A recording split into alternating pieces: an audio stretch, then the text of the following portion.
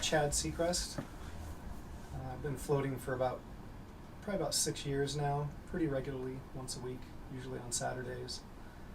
It's become a pretty good part of my weekly routine.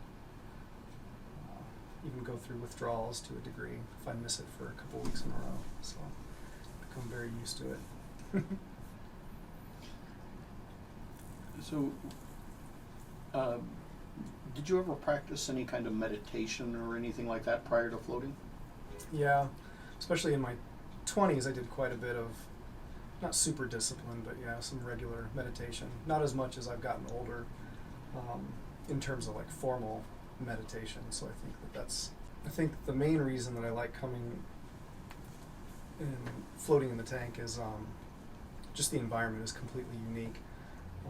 Sometimes I wonder and I think, it's very similar to if you were trying to meditate or something, laying in your bed at home or something like that. But I think the thing that we don't realize in your day-to-day commotion of everything you're doing in life, you don't realize how much sensory input there is, even if you're quiet and maybe it's home in the evening or something like that. I usually don't go in the tank with the intent of resolving something, although that would actually be a pretty good use of it if you did go in there with that intention. But what I've found is at least for me, when I go in the tank, it seems to me that I've learned that your mind naturally gravitates towards resolving whatever there is in your life or work or whatever that's kind of heavy on your mind. So sometimes I'll go in the tank without intending it, and my mind will drift off to a work thing or something in my life. And sometimes I don't necessarily want it to go there, but if I just relax and let it go where it needs to go, it naturally will work itself through those things. Yeah, I've come out of the tank with some pretty, you'd say really profound insights in a philosophical sense, but like come out of it with some resolutions or figuring out how to handle a situation in my life without even intending that going in. I think because it's just naturally what your mind wants to do. How many floats do you actually have at this point? Probably over 300. I don't know exactly how many, but over six years, usually about once a week.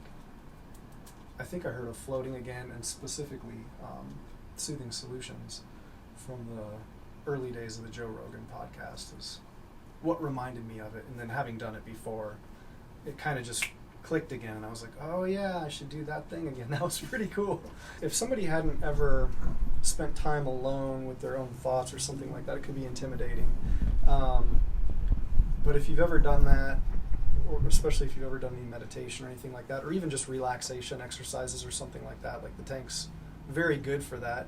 And I think even though I myself have gotten disoriented a few times or something like that, if you go into it knowing that you're in a safe spot and you're going in the tank, you can always get out whenever you want, and just remember that, I guess. Yeah, I can't even remember the first place I went. It was at somebody's house here in the city who happened to have a float tank, and my girlfriend knew that person.